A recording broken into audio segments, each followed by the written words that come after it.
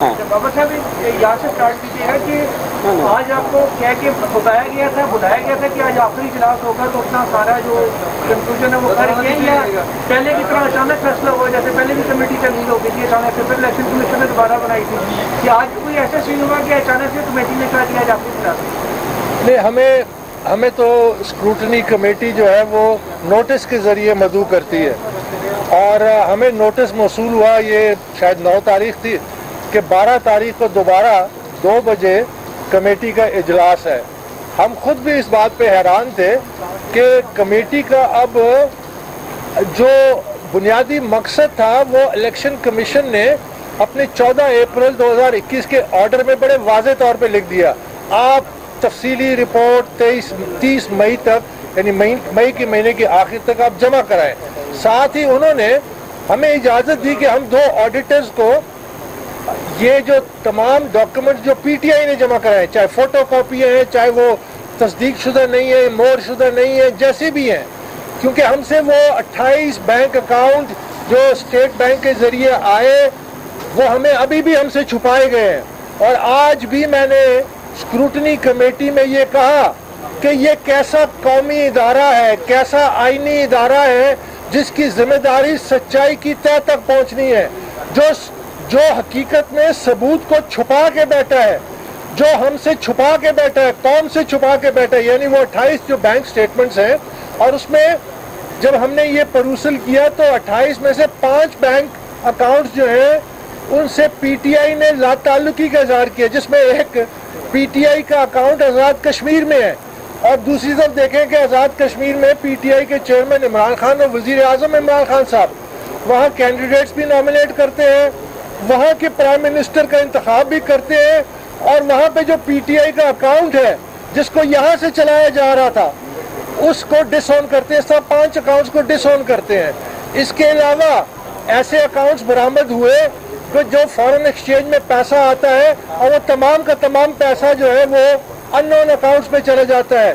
तो कुल मिला के 2.2 अरब रुपए की गैर कानूनी फंडिंग की सामने एक हकीकत आई है, फैक्ट आए। और ये मैं नहीं कह रहा, ये 2 इंडिपेंडेंट ऑडिटर्स ने जब ये अपनी फाइंडिंग्स दी हैं उसमें फॉरेन कंपनियों का भी है कि दर्जनों फॉरेन कंपनियों के जरिए पैसा रिसीव किया गया, उसमें प्रोहिबिटेड सोर्सेज से यानी गैर मुल्कियों से जो पैसा रिसीव किया गया, उससे जो अकाउंट्स खुफिया रखे, हर साल 16 अकाउंट पाकिस्तान तहरीक इंसाफ ने छुपा के रखे इलेक्शन कमीशन से, ये भी उसमें फाइंडिंग है।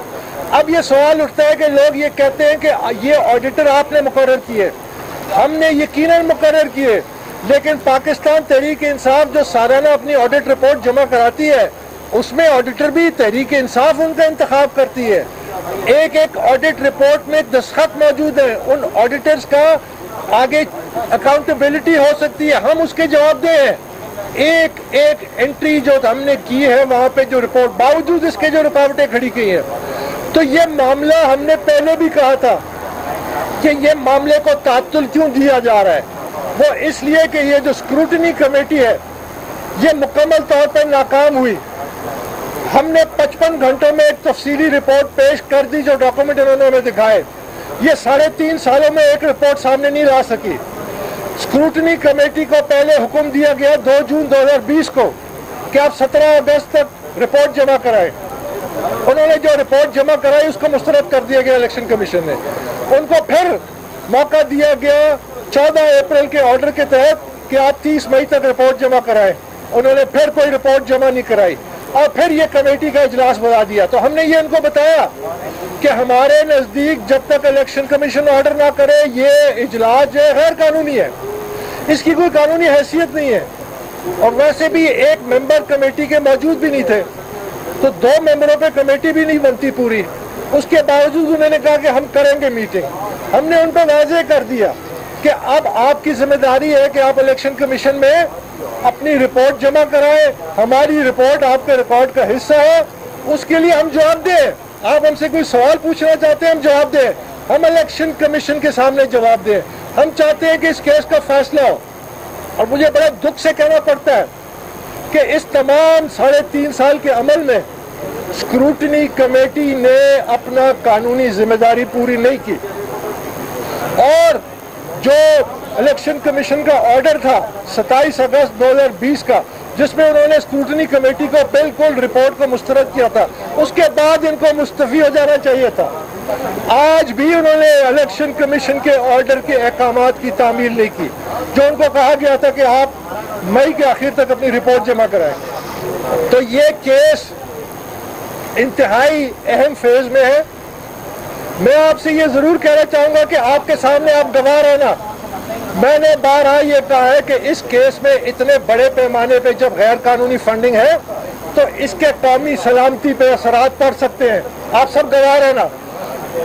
میں نے آپ کے سامنے یہ کہا کہ جب 4 پی ٹی آئی کے ملازمین کو اجازت دی گئی، جس دستاویز کو پی ٹی آئی تسلیم کرتا ہے، اور اس اجازت دینے والوں میں اگر موجودہ وزیر اعظم عمران خان اور اگر صدر پاکستان ڈاکٹر عارف علوی جن کا نام لکھا ہوا ہے وہ بھی اس میں ذکر ہوا ہے، تو یہ منی لانڈرنگ ہوئی ہے، بہت بڑے پیمانے پہ منی لانڈرنگ ہوئی ہے، ملازمین کے اکاؤنٹس میں پیسہ ہے۔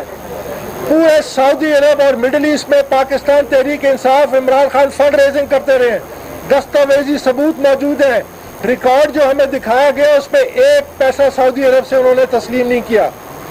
میں نے اسی اسکروٹنی کمیٹی کے سامنے ایک سوال کیا تھا کہ کیا عارف نقوی نے پاکستان تحریک انصاف کی فنڈنگ کی ہے، کیونکہ تمام ریکارڈ جو انٹرنیشنل میڈیا میں رپورٹ ہو رہا ہے، کتاب لکھی گئی ہے، اس میں یہ کہا گیا ہے کہ عارف نقوی جو عمران خان کے قریبی ساتھی تھے، جو ان کے اکنامک مشاورت میں شامل تھے اقتدار میں آنے کے بعد، جن کو ہیتھرو ایئرپورٹ پہ جب گرفتار کیا گیا $1 ارب کی بے قاعدگی پہ، تو انہوں نے جو ٹیلی فون نمبر دیا اپنے پولیس کو وہ عمران خان صاحب کا تھا۔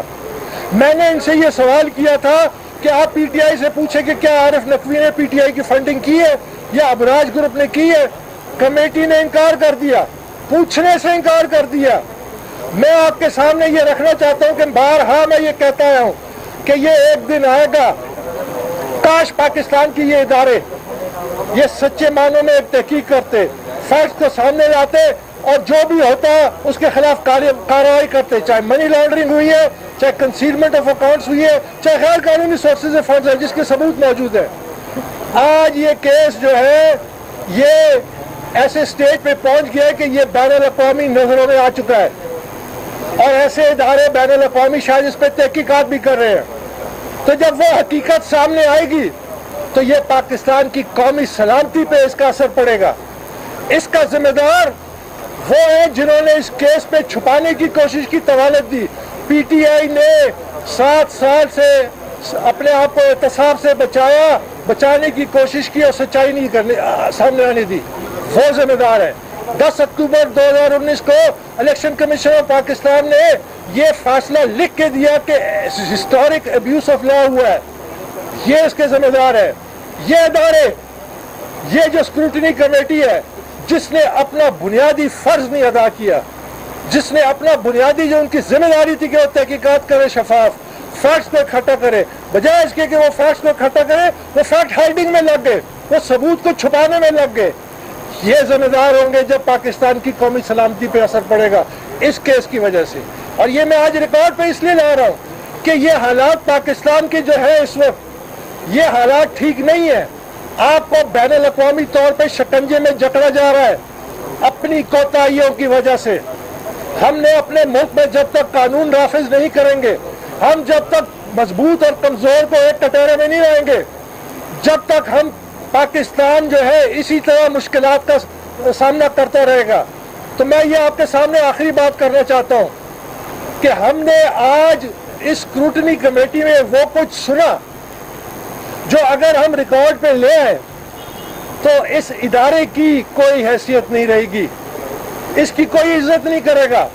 ایسی باتیں ہمارے سامنے کی گئی کہ انصاف کو چھپانے کے لیے، کہ سچائی کو چھپانے کے لیے، کہ ریکارڈ کو چھپانے کے لیے ہم نہیں کرتے، ہم ادارے کی تصدیق نہیں کرنا چاہتے۔ میں الیکشن کمیشن آف پاکستان سے اب یہ توقع کرتا ہوں، درخواست کرتا ہوں، 7 سال ہو گئے ہیں، آپ کی ذمہ داری ہے، تمام ثبوت موجود ہے، ہماری رپورٹ موجود ہے، آپ اس پہ کیس پہ ہیئرنگ کریں، ہم ہر سوال ہر مدد کے لیے تیار ہیں، فیصلہ دیں۔ इंसाफ पे फैसला दें, इस बात की फिक्र ना करें कि किसके खिलाफ फैसला हो रहा है, किसके हक में हो रहा है। ये आज पाकिस्तान की ज़रूरत है, पाकिस्तान की शायद कौमी सलामती की ज़रूरत है। बहुत बहुत शुक्रिया। इस केस के दो अहम फेजेस रहे हैं। एक वो जो कार्रवाई इलेक्शन कमीशन के सामने हुई है और आगे होना है, और दूसरी वो कार्रवाई जो स्क्रूटनी कमेटी के सामने होना है। आज हमें चेयरमैन जो हैं स्क्रूटनी कमेटी के, उन्होंने ये कंफर्म किया है कि ये आज का आखिरी सेशन था स्क्रूटनी कमेटी का, और इसके बाद वो हमें मदऊ नहीं करेंगे। हाँ, अगर इलेक्शन कमीशन ने उनको रिक्वायर किया तो शायद वो हमें फिर दोबारा ज़रूर मदऊ करें, लेकिन इसका मतलब ये है कि जो स्क्रूटनी का प्रोसेस है वो आज ख़त्म हुआ। इसकी बैकग्राउंड कुछ यूँ है, आप जानते हैं कि लगभग मार्च 2018 से जब से ये स्क्रूटनी का प्रोसेस चल रहा है और 80-85 इसमें सेशंस हो चुके हैं, कोई मुस्बत पेशरफ नहीं हो पा रही थी। यहाँ के अकबर बाबर साहब को एक इलेक्शन कमीशन को दरख्वास्त देना पड़ी, जिसमें उन्होंने कहा कि मुझे तमाम कागजात फराहम नहीं किए जा रहे हैं, वो मुझे फराहम किए जाएं ताकि वो रिव्यू करके उस पर अपने कमेंट्स फाइल कर सकें। तो हमने ये जो ऑर्डर था, इसकी रोशनी में, जो 14 अप्रैल का ऑर्डर था 2021 का, उसकी रोशनी में पेरूजल किया। कमीशन ने अकबर साहब को ये इजाज़त दी कि वो 2 फाइनेंशियल एक्सपर्ट्स जो कि फ़ाइनेंस के मामलात को समझते हैं, वो इन कागजात को देखें और अपनी रिपोर्ट उसके मुताबिक अकबर साहब जमा कराएं। तो ये रिपोर्ट अकबर साहब ने जमा कराई। उस रिपोर्ट के जमा कराने के बावजूद स्क्रूटनी कमेटी ने आज तक कोई रिपोर्ट इलेक्शन कमीशन में नहीं जमा कराई थी। तो अब हम आज ये तवक्को रखते हैं कि जब इलेक्शन कमीशन के ऑर्डर के मुताबिक स्क्रूटनी कमेटी ये स्क्रूटनी का प्रोसेस कंक्लूड कर चुकी है, तो तमाम वो कमेंट्स, तमाम वो फैक्ट्स, ऑब्जेक्शंस जो कि अकबर साहब की तरफ से जमा हुए हैं कमीशन में, उनको रिव्यू किया जाएगा, उनको कंसिडर किया जाएगा और उसकी रोशनी में फैक्ट फाइंडिंग रिपोर्ट दायर की जाएगी। मैं आपको ये भी याद करा दूं कि 14 अप्रैल 2021 का जो कमीशन का ऑर्डर था, उसमें बहुत वाज़े अंदाज में इलेक्शन कमीशन ने स्क्रूटनी कमेटी को ये डायरेक्शन दी थी कि वो एक तफसील, डिटेल्ड रिपोर्ट जमा कराएं। तो हम ये एक्सपेक्ट करते हैं कि वो एक रिपोर्ट, अब तफसीलन रिपोर्ट जमा होगी। जब वो इलेक्शन कमीशन में रिपोर्ट जमा होगी, उसके बाद हम ये तवक्को रखते हैं कि दोबारा से इलेक्शन कमीशन अकबर साहब को मदऊ करेगी, और अगर उस पर मज़ीद कोई सवाल जवाब हैं, कोई मज़ीद क्लैरिफिकेशंस हैं, तो अकबर साहब उनकी वजाहत पेश करेंगे। जो कानूनी अमूर अगर कोई हैं ऐसे, या क्वेश्चंस ऑफ लॉ अगर रेज हुए, तो हम हाजिर हैं, हम उसका उस वक्त जवाब देंगे। तो आज ये एक फ़ेज़ जो है कंक्लूड हुआ नज़र आता है, और हम उम्मीद करते हैं कि अब इसके बाद, जैसे ही मैंने कहा कि स्क्रूटनी कमेटी अपनी रिपोर्ट जमा कराएगी, तो उसके बाद नेक्स्ट फेज़ जब भी होगा हम आपको उसका अपडेट देते रहेंगे। बहुत बहुत शुक्रिया। YouTube पर गूगली न्यूज देखने के लिए youtube.com की सर्च बार में गूगली न्यूज टीवी टाइप करें। गूगली न्यूज के पेज पर सुर्ख रंग के सब्सक्रिप्शन वाले बटन पर क्लिक करना ना भूलिए। YouTube पेज पर अपलोड होने वाली वीडियोस से बाखबर रहने के लिए बेल आइकन पर क्लिक कीजिए। आपको हर नई वीडियो के बारे में नोटिफिकेशन मौसूल हो जाएगा।